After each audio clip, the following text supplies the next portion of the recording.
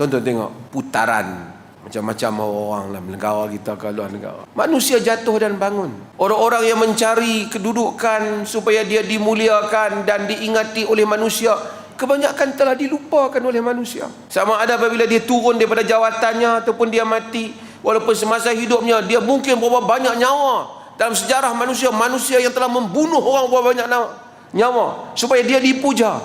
Berapa banyak harta dia belanjakan supaya dia disanjung. Bila dia mati, dah tak dikenang lagi.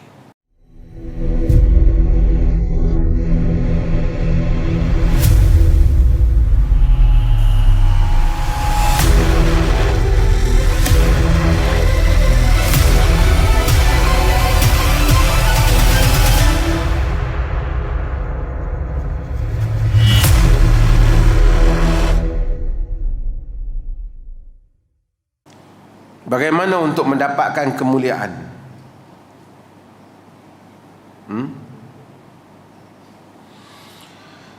Dapat kemuliaan.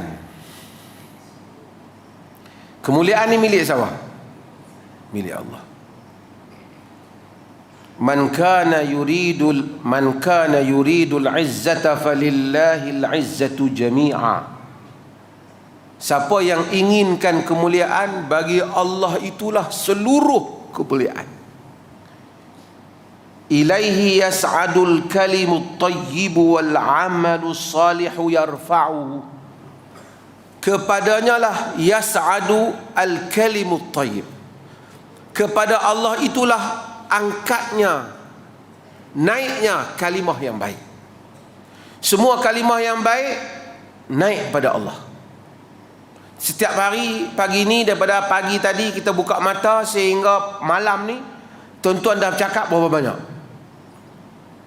Cakap dengan kawan, cakap dengan anak, cakap dengan suami. Berapa banyak dah kita dah cakap? Tapi berapa banyak yang naik kepada Allah? Yang naik hanyalah al-kalimut tayyib. Kalimah yang baik. Kalimah yang baik itu sama ada la ilaha illallah, sama ada istighfar, subhanallah, tasbih, dakwah kerana Allah, seru manusia amal ma'ruf dan nahi munkar kerana Allah, lillahi ta'ala. Kalimah yang baik. Kalimah ni saja yang angkat pada Allah. Wal amalu salih, dan amal salih yarfa'uhu. Amalan salih itu mengangkat kalimah yang baik. Boleh jadi.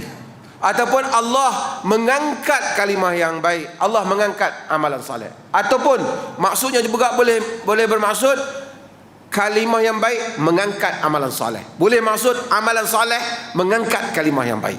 Yakni ada kalimah yang baik, ada amalan saleh, angkat naik pada Allah.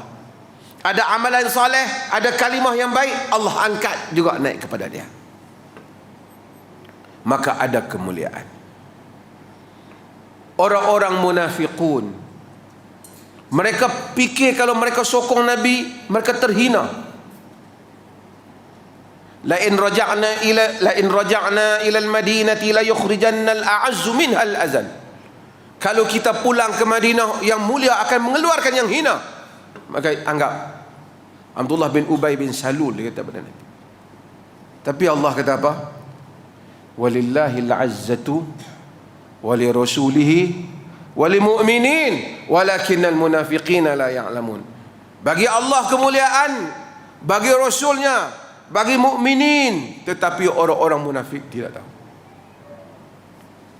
Tuan-tuan yang dirahmati Allah, kita tengok dalam hidup ni, saya selalu sebut hal ni, soalan ni sama lah.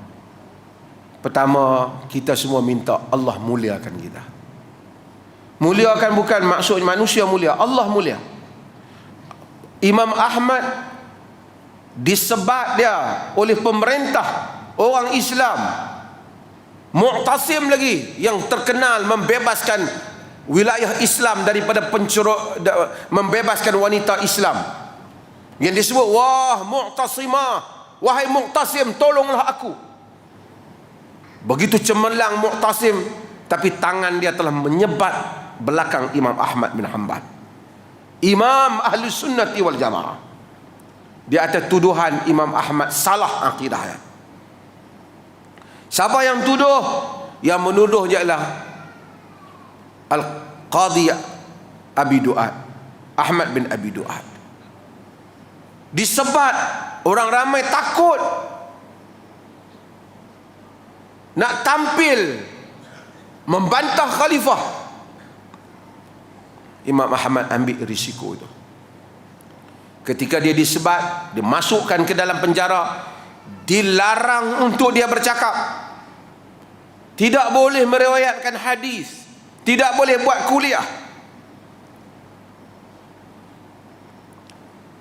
Sebab itu baca Baqi bin Makhlad yang datang untuk ambil riwayat daripada Imam Ahmad, terpaksa ketuk rumah Imam Ahmad, buka pintu, satu riwayat Imam Ahmad bagi, tutup pintu, dia pergi. Dia datang dalam keadaan orang yang minta sedekah, ketuk, takut special brand nampak.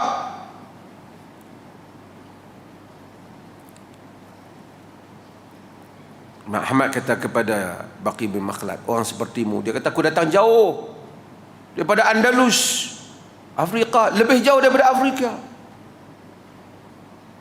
Orang seperti kau ditolong, tapi apa boleh buat dengan keadaan aku? Tapi mati Imam Ahmad sebagai imam ahli sunnah wal jamaah. Orang menyebut dengan kemuliaan, walaupun dia tidak ada kedudukan pada zaman itu. Ahmad bin Abi Du'ad orang tidak kenal. Orang hanya kenal sejarah dia, menghasut pemerintah, menghukum Imam Ahmad bin Hanbal. Allah memuliakan siapa yang dikehendaki. Nabi kata, alidhu biyadal jalali wal ikram. Kamu sentiasalah mengulangi, senantiasa melazimi ya zal jalali wal ikram, sebutan ya zal jalali wal ikram. Wahai yang memiliki kemuliaan, wahai yang memiliki yang kemuliaan dan yang memuliakan. Nabi suruh banyakkan, alidhu biyadal jalali wal ikram, ya zal jalali wal ikram. Allah akan muliakan.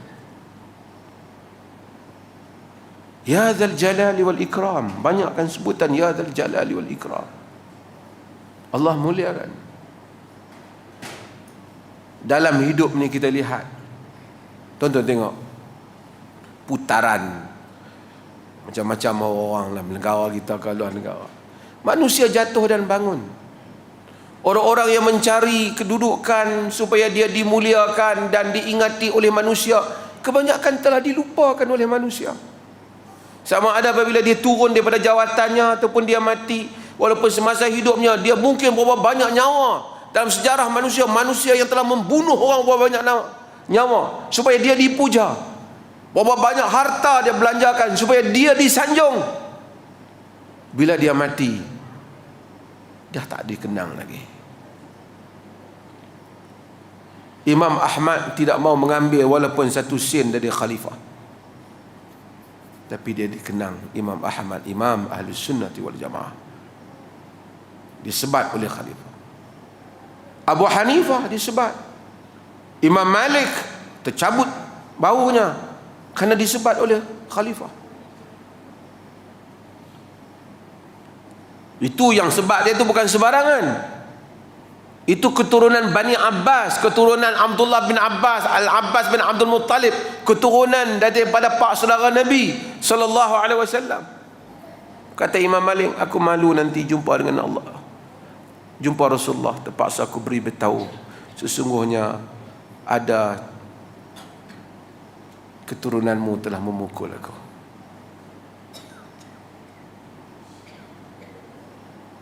Tuan-tuan, ramai orang yang telah cuba mensinggahsanakan namanya, pergi demikian, tapi yang tinggal di sisi Allah ialah kalimah yang baik.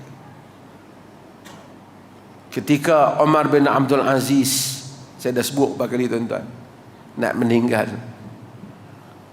orang sedih tengok anak-anak khalifah yang lain. Setiap kali khalifah meninggal, meninggalkan harta yang banyak. Umar bin Abdul Aziz dia khalifah, apabila meninggal oleh kerana banyak sangat berjuang, banyak sangat berusaha sampai tak sempat nak kumpul harta untuk diri sendiri. Orang tanya apa yang dia tinggalkan untuk zuriatnya. Kata dia, in kanu salihin wallahu yatawalla salihin. Jika mereka orang saleh, Allah menguruskan orang saleh.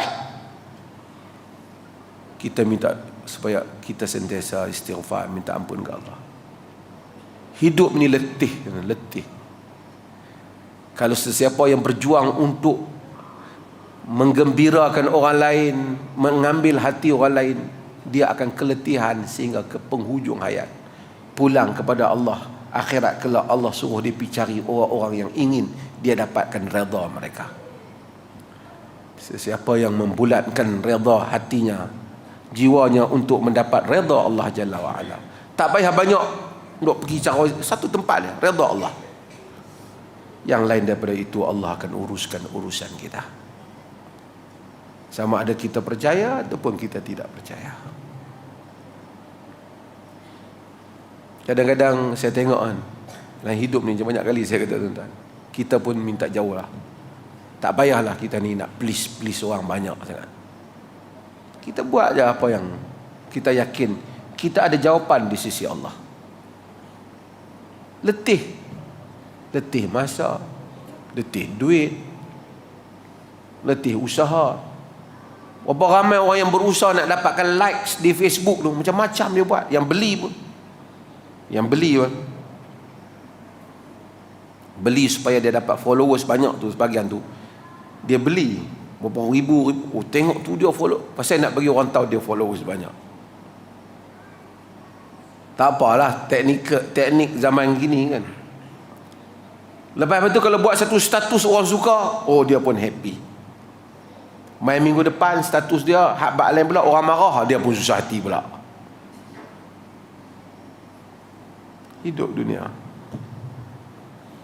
Tapi kalau hari-hari kita bangun, inna salati wa nusuki wa mahyaya wa mamati lillahi rabbil alamin. Kita perbetul dengan Allah Ta'ala, kemudian kita perbetulkan hubungan sesama manusia ni supaya selaras dengan apa yang Allah mahu. Kalau kita dapat berbuat hal itu, mudah-mudahan Allah menyelamatkan kita di dunia dan di akhirat.